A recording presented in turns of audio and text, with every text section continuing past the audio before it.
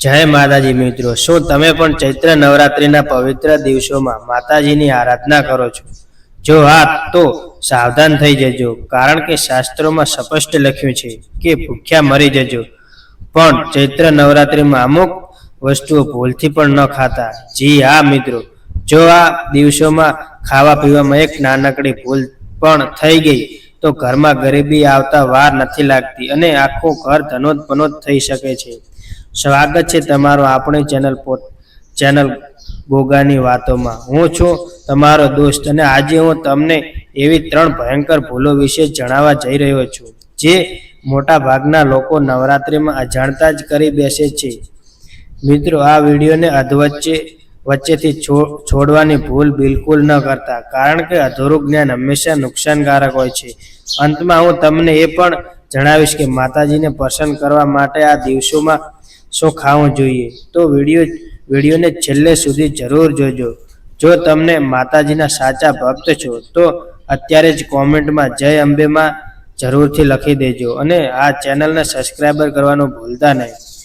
મિત્રો, હિન્દુ ધર્મમાં ચૈત્ર નવરાત્રિનું અનેરું મહત્વ છે.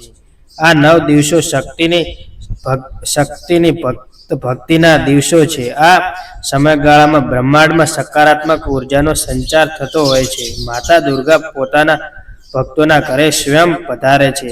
પણ યાદ રાખો, જ્યાં પવિત્ર હોય છે ત્યાં પ્રભુનો વાસ હોય છે. નવરાત્રિના 9 દિવસો માત્ર પૂજાપાઠ માટે જ નહીં, પણ શારીરિક અને માનસિક શુદ્ધિ માટે પણ છે. તમે ભલે 9 દિવસમાં ઉપવાસ ન કર્યા હોય, ભલે તમે અટકાયેલો કરતા હોય કે પછી સામાન્ય ભોજન લેતા હો, પણ જો તમે ચૈત્ર નવરાત્રિના આ 9 દિવસોમાં અમુક અશુદ્ધ વસ્તુઓનું સેવન કરો છો તો માતાજી ક્રોધિત થઈ શકે છે. તો ચાલો હવે સમય ન બગાડતા જાણીએ 3 વસ્તુઓ વિશે જે તમારે ભૂલથી પણ નથી ખાવાની. નંબર 1, તામસિક ભોજન એટલે કે ડુંગળી અને લસણ. મિત્રો, સૌથી પહેલી એ મોટી ભૂલ છે જે લોકો કરે છે તે છે નવરાત્રિમાં ડુંગળી અને લસણનો ઉપયોગ. આયુર્વેદ અને આપણા શાસ્ત્રોમાં ભોજનને 3 ભાગમાં વહેંચવામાં આવ્યું છે: સાત્વિક, રાજસિક અને તામસિક. ડુંગળી અને લસણ તામસિક પ્રકૃતિના ગણાય છે. તેના સેવનથી શરીરમાં ગરમી અને મનમાં ક્રોધ, કામ, વાસના અને આળસ વધે છે.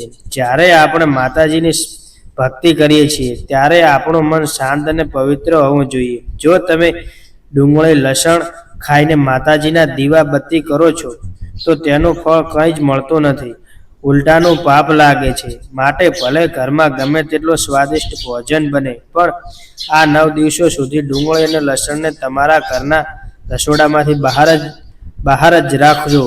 જે ઘરમાં નવરાત્રિમાં આ વસ્તુ વઘારવામાં આવે છે ત્યાંથી બરકત ચાલી જાય છે. નંબર 2, અમુક ખાસ શાકભાજી. મિત્રો, આ પોઈન્ટ ખૂબ જ ધ્યાનથી સાંભળજો, કારણ કે આમાં ઘણા લોકો થાપ ખાઈ જાય છે. મોટા ભાગના લોકો વિચારે છે કે ઉપવાસમાં કે નવરાત્રિમાં શાકભાજી તો ખવાય જ ને, પણ ના. ખાસ કરીને રીંગણ. આપણા પુરાણોમાં રીંગણને અશુદ્ધ શાક માનવામાં આવ્યું છે. તેને અશુદ્ધ અન્ન કહેવાય છે.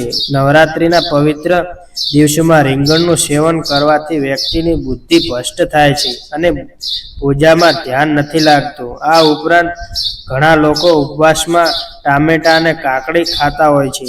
મિત્રો, જો તમે કડક વ્રત કરતા હો તો બીજવાળા શાકભાજી જેવા કે ટામેટા, કાકડી કે ભીંડા ખાવાનું ટાળવું જોઈએ. આ વસ્તુઓ પ્રકૃતિમાં ઠંડક આપે છે, પણ વ્રતમાં કડક નિયમો અનુસાર તેને સાત્વિક ફળાહારમાં સંપૂર્ણપણે માનતા નથી મળી. માટે જો તમારે ધનોત-પનોત થવાથી બચવું હોય તો માત્ર બટાકા, સક્કરિયા, દૂધી કે શિંગોડાનો જ ઉપયોગ કરવો. નંબર 3, વાસી ખોરાક અને માંસાહાર. આ વાત તો મારે તમને કહેવાની જરૂર જ નથી કે નવરાત્રિમાં ઈંડા, માંસ કે દારૂનું સેવન તો સપનામાં પણ ન કરી શકાય. જો કોઈ વ્યક્તિ આ પવિત્ર દિવસોમાં આવું પાપ કરે છે તો તેની આવનારી 7 પેઢીઓ ભોગવે છે અને તેના ઘરમાં રોગ અને ગરીબી કાયમ માટે ઘર કરી જાય છે.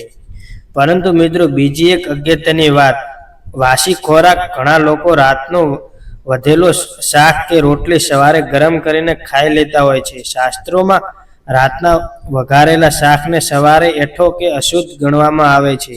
આવા ખોરાક પર નકારાત્મક શક્તિઓનો પ્રભાવ જલ્દી પડે છે. જો તમે માતાજીના વ્રત ન પણ કર્યા હોય તો પણ આ 9 દિવસોમાં તાજું અને ગરમા ગરમ સાત્વિક ભોજન જ બનાવવું અને જમવું. વાસી ખોરાક ખાવાથી ઘરમાં કંકાસ અને બીમારીઓ વધે છે.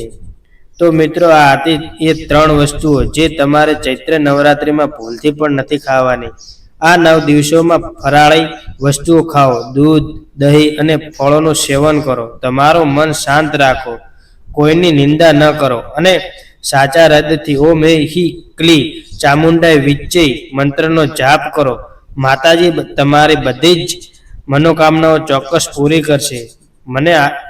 મને આશા છે કે ગોગાની વાતો ચેનલનો આ વિડીયો તમને ખૂબ જ ઉપયોગી લાગ્યો હશે. જો તમને આ માહિતી સારી લાગી હોય તો અત્યારે જ આ વિડીયોને એક લાઈક આપી દો. તમારા સગા સંબંધીઓ સાથે આ વિડીયો શેર કરજો જેથી તેઓ પણ આ ભૂલો કરતા બચી શકે. અને હા, જો તમે હજુ સુધી આપણે ચેનલ ગોગાની વાતોને સબસ્ક્રાઈબ નથી કરી તો નીચે આપેલું લાલ બટન દબાવીને સબસ્ક્રાઈબ કરી લો અને બાજુમાં રહેલો ઘંટડી દબાવી દો. કોમેન્ટ બોક્સમાં જય માતાજી લખવાનું ભૂલતા નહીં. મળીએ છીએ આવતા વિડીયોમાં નવી માહિતી સાથે. ત્યાં સુધી ખુશ રહો, ભક્તિ કરતા રહો. જય માતાજી, જય ગોગા મહારાજ.